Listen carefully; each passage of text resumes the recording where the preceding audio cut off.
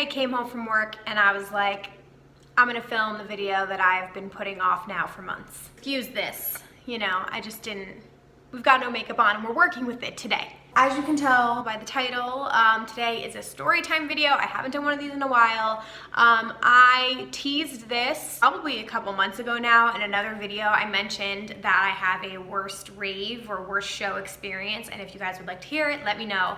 And a ton of you said that you would like to hear it. And for a couple different reasons, I did not sit down to film it. Somebody asked me recently and I was like, okay, I'm gonna film this video. But we're just gonna get right into it. I'm gonna leave out names of people out of respect to them and the venue name. Certain things I'm gonna leave out. My channel is obviously like a really positive channel. I don't really talk about negative things unless I'm like reviewing something and I want to give my honest opinion on it. Today's video is what it is. Not every show that you go to and not every rave that you go to is gonna be perfect. There are gonna be good experiences and bad experiences, especially the amount of shows that I go to. Like, of course, I've had my share of shitty experiences. This particularly being like one or two, it's up there. So let's get started. So this takes place at a show that I went to. I wanna say it was like a year ago, if not like a little over a year ago, like right around then. Basically, just to give you some background information, I went to this show with two of my friends and we had bought tickets, you know,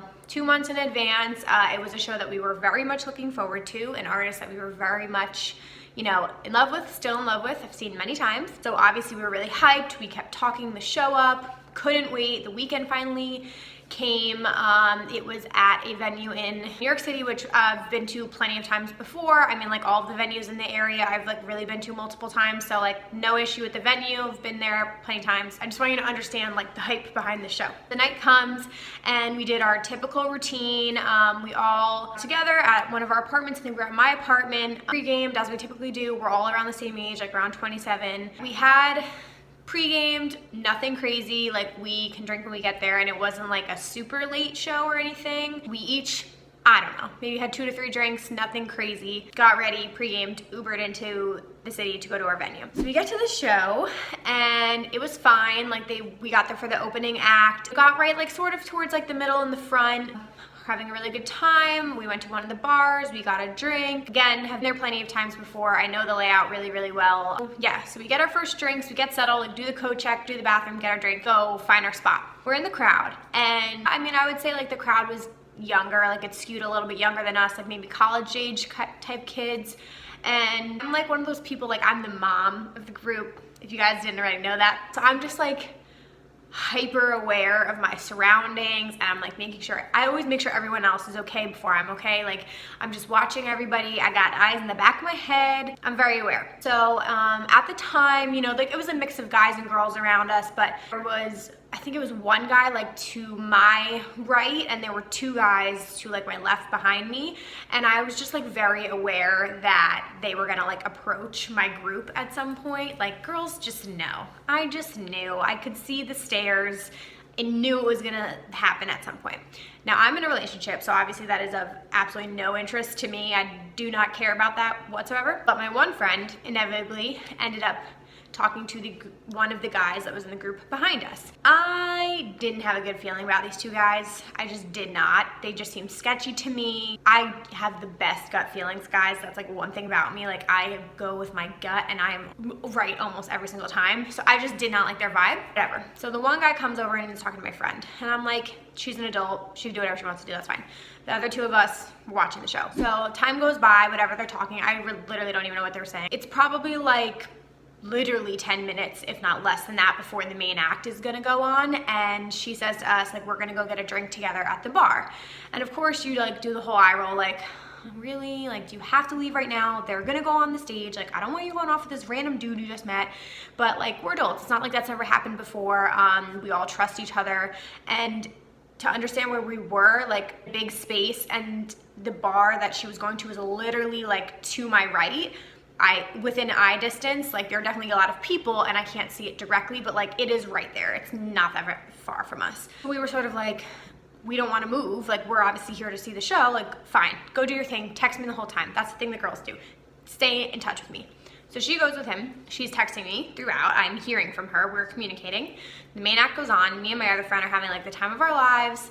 really, really enjoying ourselves, like having fun with each other. And then it's getting to like a half an hour. And I'm still texting my friend. I'm like, are you gonna come back? Blah, blah, blah.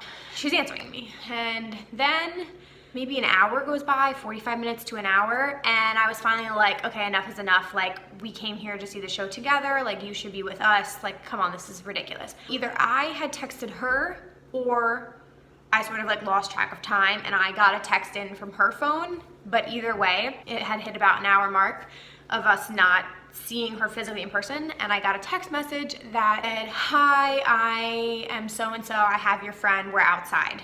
And I'm like, oh fuck, like, oh my God. So I show my friend immediately and we're both like, no, like, oh my God, like what is happening? And obviously like your heart sinks. You're just like, is she in trouble? Like, I don't know.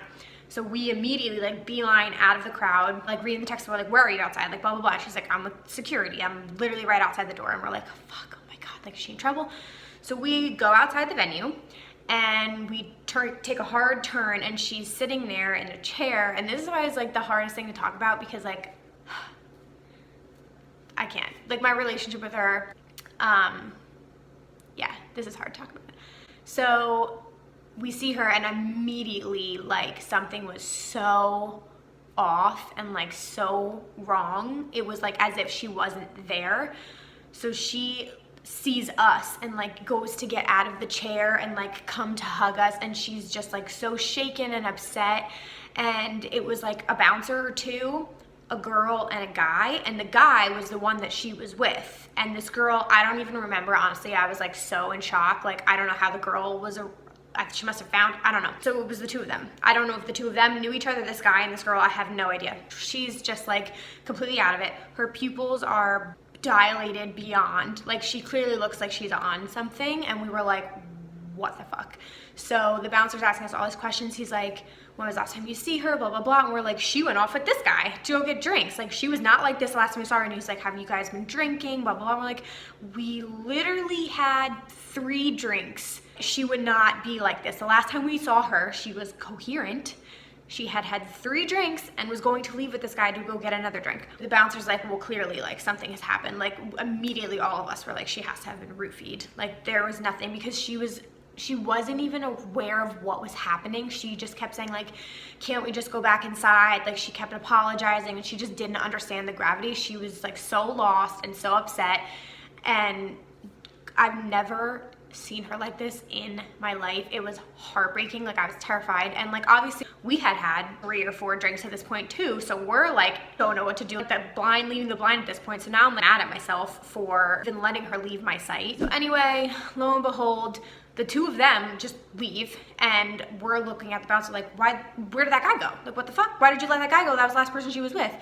And then we were thinking, we're like, yeah, but if that kid did something, like why would he still be with her? You know what I mean? So we don't know. The whole thing was just very confusing. So they were like, are you sure you're safe to take her home? Blah, blah, blah. And we're like, we are gonna take her home right now. We're gonna get in a cab, we'll be fine, we got her. So we took her home. Next morning, the last thing she remembered was going to the bar with that person. She had no recollection. She doesn't remember seeing us. She doesn't remember the bouncer.